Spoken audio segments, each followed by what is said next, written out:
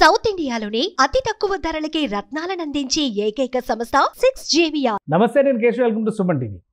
ఆంధ్రప్రదేశ్లో red book ఎప్పుడు open అవుతుంది అనే చర్చ విస్తృతంగా జరిగింది.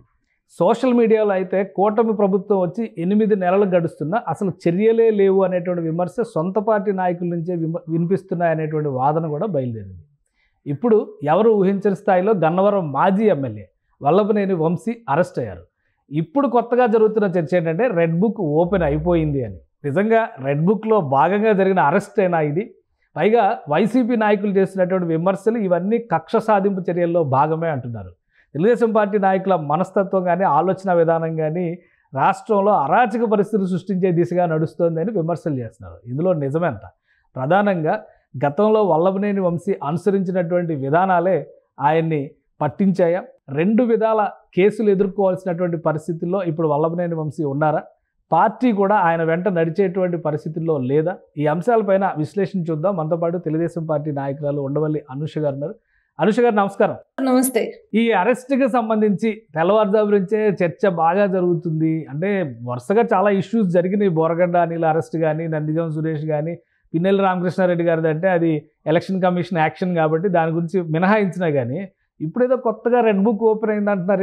ఏంటి దీనికి దానికి ఏమైనా సంబంధం ఉందా? అరెస్టులకి రెడ్ బుక్కి? తప్పకుండా రెడ్ బుక్ లో ఉన్న ప్రతి నాయకుడు ఈరోజు అంటే తప్పు చేసిన నాయకులు కావచ్చు, తప్పు చేసిన అధికారులు కావచ్చు, ఈరోజు ఎవరిని వదలరు అనే దానికి ఈరోజు జరిగిన ఒక అరెస్ట్ అనమాట, వల్లభనేని గారి అరెస్ట్. వల్లభనేని వంశీ గారికి సంబంధించి ఎప్పుడో చర్యలు తీసుకోవాల్సింది, ఇంత జాప్యం ఎందుకు జరిగింది అంటే ఏం సమాధానం చెప్తారు మీరు?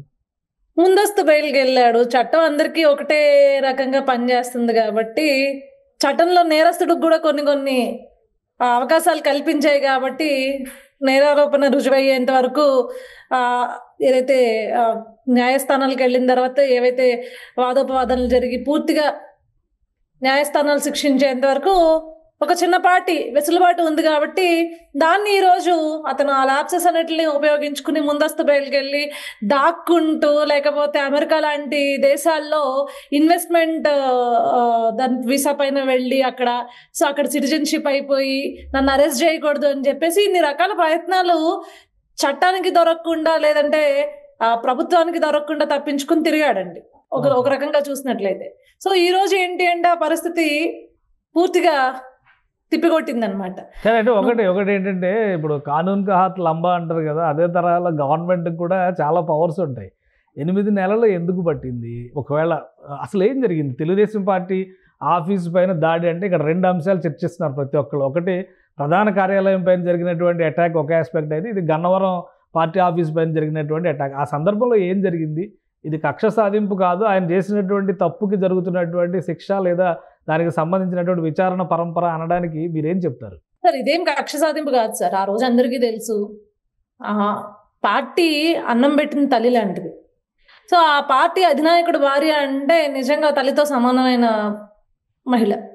అలాంటి ఆవిడని ఇష్టం వచ్చినట్లు నోటికొచ్చినట్లు పేలిన తర్వాత అదే పార్టీ ఆఫీస్లో, ఏదైతే గన్నవరం పార్టీ ఆఫీస్లో అక్కడ ప్రెస్ మీట్, లోకల్ లీడర్స్ అందరూ ప్రెస్ మీట్ పెడితే నువ్వు వాళ్ళని భయభ్రాంతులకు గురి చేసేలాగా పార్టీ ఆఫీస్ పైకి వెళ్ళి నీ అనుచరులతో దాడి చేయించి అక్కడ ఉన్న పార్టీ ఆఫీస్లో ఉండే వాహనాలను తగలబెట్టించి నీకు అధికారం ఉంది కదా అని అధికారం మదాన్ని చూపించి ఇంత బీభత్సాన్ని సృష్టించినప్పుడు ఈరోజు నువ్వు కేవలం నీకు చట్టంలో వెసులుబాటు ఉంది కదా అని చెప్పేసి, లేకపోతే దాక్కుని ఈరోజు దొరకకుండా దాక్కుని 5 ఏళ్ళు గడిపేద్దామని చూస్తే మాత్రం ఎట్లా కుదురుతుందండి? ఈరోజు టోటల్గా వల్లభనేని వంశీ అనేవాడు ఫ్రేమ్ అయ్యాడు. టైం అంటే పిల్లి కళ్ళు మూసుకుని పాలు తాగుతూ నన్ను ఎవరు చూడట్లేదు అని అనుకుంటుందంట. కాకపోతే దాన్ని కొట్టడానికో లేకపోతే దాన్ని బంధించడానికో అనువైన సమయం వచ్చేంత వరకు ఆగింది ప్రభుత్వం. ఈరోజు నీ గోయిని నువ్వే తవ్వుకున్నావు, నీ గోతిని నువ్వే తవ్వుకుని ఈరోజు కిడ్నాప్ కేసు కావచ్చు, SC/ST అట్రాసిటీ కేసు కావచ్చు, వీటన్నిటిని నువ్వు ఎక్కడ నీ తప్పుని కప్పుపుచ్చుకుందాము, మొత్తం నేను తప్పు చేశాను అంటే నా పైన కేసులు ఉన్నాయి కాబట్టే కదా ఈరోజు నేను న్యాయస్థానాలను ఎదుర్కోవాల్సి వచ్చే పరిస్థితి ఉండింది. కేసులు లేకపోతే అసలు నా పైన ఎటువంటి విచారణ ఎదుర్కోవాల్సిన అవసరం లేదు, న్యాయస్థానాల దగ్గరికి వెళ్లాల్సిన అవసరం లేదు, ఏ శిక్ష ఉండదు కదా అనే ఒక దుర్బుద్ధితో ఈరోజు గతంలో మాదిరిగానే నీ అధికార దుర్వినియోగం చేద్దాం అనుకున్నావు. నీకున్న ఖచ్చితంగా నీకున్న ఇది చూపిద్దాం అనుకున్నా ఆ బుద్ధి ఈ రోజు నేను బయట పెట్టింది. కానీ వాళ్ళ కుటుంబ సభ్యులు ఏమంటారంటే పూర్తిగా వైలేషన్, సరైన సమాచారం ఇవ్వకుండా సడన్గా ఇంటిపైన దాడి చేసినట్టుగా పోలీసులు వచ్చి తీసుకెళ్లారు, కనీసం నోటీసులు కూడా ఇవ్వలేదు అని విమర్శిస్తున్నారు. ఇందులో ప్రొసీజర్ ఫాలో అయ్యారా? ఎందుకు ఫాలో అవ్వలేదండి? మీరు ఫొటోస్ చూడట్లేదా? వల్లభనేని వంశీ ఇంటికి నోటీస్ ఇవ్వడం కావచ్చు, లేకపోతే వల్లభనేని వంశీకి స్వయంగా నోటీస్ ఇచ్చి సంతకాలు తీసుకోవడం కావచ్చు, ఇవన్నీ ప్రొసీజర్ లో భాగంగానే కదా. కుటుంబ సభ్యులు ఎందుకు విమర్శిస్తున్నారు? ఎవరు కుటుంబ సభ్యులు ఎవరు లేని సమయంలో తీసుకొచ్చారా, లేదంటే వాళ్ళందరికీ సమాచారం ఉంది? కాదండి, కిడ్నాప్ చేసిన వాడిని, నేరస్తుడిని వాళ్ళందరికీ చెప్పి బొట్టు చీర ఇచ్చి అమ్మ ఇదిగో అమ్మ అని చెప్పేసి బొట్టు పెట్టి మేము మీ భర్తను అరెస్ట్ చేస్తున్నాం, లేకపోతే మేము మీ తండ్రిని అరెస్ట్ చేస్తున్నాం, లేకపోతే మీ కొడుకుని అరెస్ట్ చేస్తున్నాం అని చెప్తారా అండి? తప్పు చేస్తున్నాడిని తప్పు చేసినట్లాగానే చూస్తాం, తప్పు చేసినాడిని తప్పు చేసినట్లుగానే లాక్కొస్తాం. అంతేగాని ఈరోజు నాకు చెప్పలేదు, నా ఇంట్లో వాళ్ళకి చెప్పలేదంటే అలా కుదరదు. ఈరోజు ప్రాథమిక విచారణలో అతను తప్పు చేశాడు. ఈరోజు ఆ తప్పు చేసిన వాడు ఏదైతే ఆరోపణలు ఉన్నాయో అవి ఎదుర్కోవాల్సిన పరిస్థితి ఉంది. ఇన్వెస్టిగేషన్ కి సహకరించాల్సిన పరిస్థితి ఉంది. వాటన్నిటిని తప్పించుకుని నేను పక్క రాష్ట్రాల్లో లేకపోతే పక్క దేశాల్లో ఉంటానంటే కుదరదు కదా.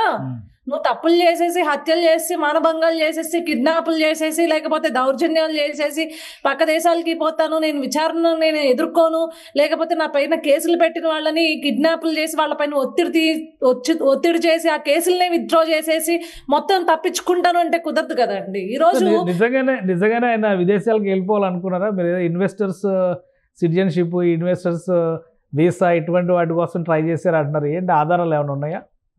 నాకు మీకే కాదు సార్, ఇది అమెరికాలో ఉండిన తెలుగు కమ్యూనిటీ ప్రతి ఒక్కరికి తెలుసు. ఓకే, వల్లభనేని వంశీ ఏ కంపెనీలో ఇన్వెస్ట్ చేశాడో, ఇన్వెస్టర్ వీసా కింద టోటల్ సిటిజన్షిప్ తీసుకుందామని ఎంత మొత్తంలో ఇన్వెస్ట్ చేశాడో, ఎన్ని షేర్లు కొనుక్కున్నాడో ఆ కంపెనీకి సంబంధించిన విషయం మీరు నేను బయటపెట్టింది కాదు, అమెరికాలో ఉన్న తెలుగు కమ్యూనిటీనే బయటపెట్టింది. ఈరోజు దానికి సంబంధించి ఈరోజు అమెరికాలో అన్నేసి రోజులు గడుపుతున్న పరిస్థితి. ఈరోజు దాక్కున్నాడు. ఈ రోజు వరకు కూడా ప్రభుత్వానికి భయపడి అతను చేసిన తప్పులన్నిటిని బయటికి లాగి ఈరోజు న్యాయస్థానాల ముందు పెడితే గనక నాకు బెయిల్ వచ్చే పరిస్థితి కూడా లేదు అని తెలిసే ఇప్పటి వరకు దాక్కుంటున్నాడు. మరి ఏమైపోయింది? అప్పుడు అధికారంలో ఉన్నప్పుడు ఉన్న ధైర్యం కావచ్చు. లక్కీ భాస్కర్ సినిమా చెప్తున్నట్టు, లక్కీ భాస్కర్ సినిమా హీరో చేసినటువంటి యాక్టివిటీలో ఉంది ఇది.